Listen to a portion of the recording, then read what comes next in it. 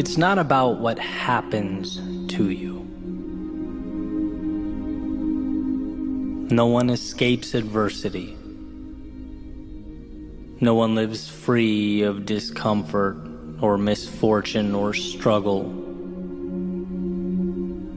No, it will always be about what you do with what happens to you. In other words, it's not the event, it's the response. Not the obstacle, but the ability to navigate around it. Not the wave, but the ability to ride its momentum to something greater. It is not what happens to you, it is what you do about what happens to you. The famous Roman emperor and Stoic philosopher Marcus Aurelius said, "You have power over your mind, not outside events. Realize this, and you will find strength." And I think this realization comes down to the fact that there is always a way. Buried underneath it all, something powerful to leverage. But getting to the value calls for a rewiring. A change in the questions that we ask.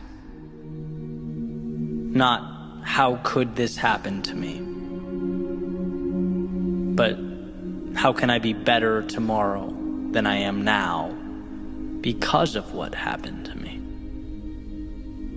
Not, can I still be that person or accomplish what I set out to? But, I am that person. Now how will I adjust my path so that I get there? We're operating within a world of value, limitless opportunity. The difficulty simply pushes us to that value faster, expedites the process. It forces us to open our eyes and see that the world works for us. So you take, for example, the fear of starting something new. That fear, it doesn't have to be an endpoint or a red light indicator. Fear doesn't mean you're not qualified or prepared or equipped. It simply lets you know that you have finally acquired the courage to step out of the safety of the only world you knew and into the turbulence of growth, onto the path of something better. And where it's easy to move away from that feeling, to turn your back on the chaos and retreat to something simpler, maybe something more predictable or contained. What if you viewed the fear as the price that we all have to pay to pull the curtain back on the best things life has to offer? Changing the question from, will I be afraid, to instead, this is important, this is meaningful, therefore it's inevitable that I will experience fear, but what will I do about it? How will I conduct myself amidst the fear? Will I continue forward? Those are the questions that contain the value. Right? I can't keep the water from rising or the walls from caving in. No, that's an inevitability where I'm going. The worthwhile road always has its adversity. But will I use that water to learn to swim? The walls to climb, to adapt and scale? What will I make of this? That's the question that becomes the difference. And sure, you could stay away.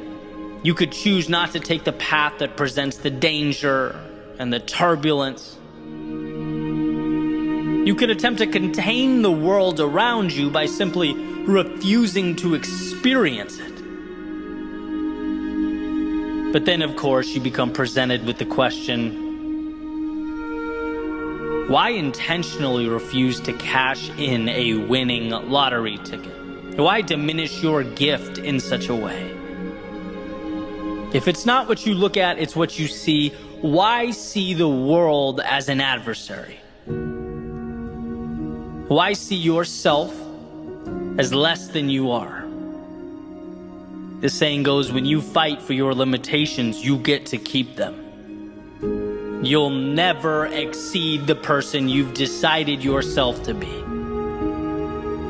And yes, the world can feel intimidating. It's unknown. You in many ways can't control the characteristics that make life what it is, but you can always control you. Just like you can't control the wind, but you can adjust your sails.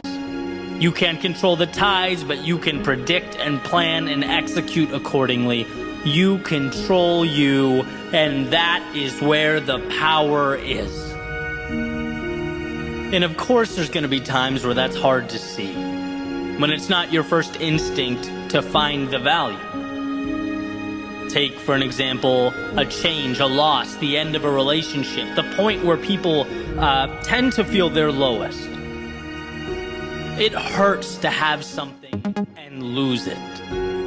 To have what you were once so sure about challenged, what you once believed in called into question. But this doesn't have to be a referendum on you as a human being, right? Sure, you made your mistakes, but you have the opportunity to dwell on them or to acknowledge them and ask the question, I know what I know now. How can I be better than I've ever been in my life? How can I position myself to get more of the good and less of the bad? Same idea, different context. When those walls feel like they're crumbling down, you have to know there is more on the other side, just beyond what the eye can see. And this isn't just an idea I play around with in my head. I make a concentrated effort to think this every time something goes wrong.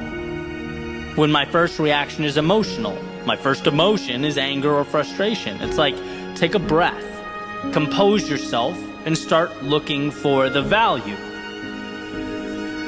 Because here's the truth, the world is not going to end today.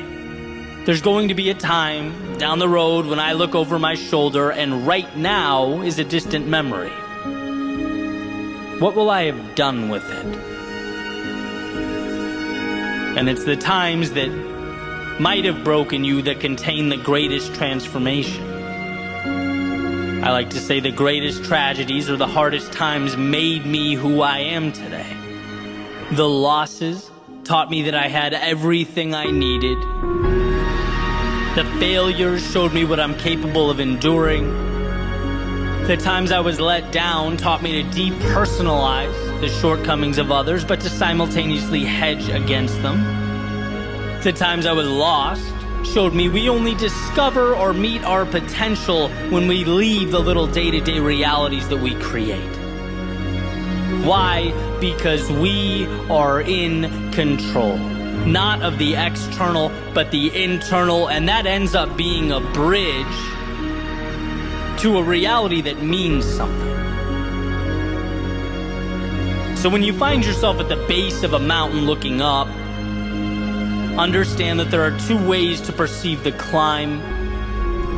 You can see it as the gravity pushing down on you, as Earth standing in your way, or as an opportunity to ascend to a version of yourself that previously not only didn't exist, but wasn't available. This is your opportunity. The same opportunity that the vast majority of the world would disregard or misinterpret, that most would feel fear of and be dissuaded by. Most would live in the stories about who they aren't and what they aren't capable of, but not you. You didn't place that mountain before you, but you sure can extract the value from it. All you have to do is decide that you're capable, and that the meaning and the value and the freedom of tomorrow means more than the discomfort of today.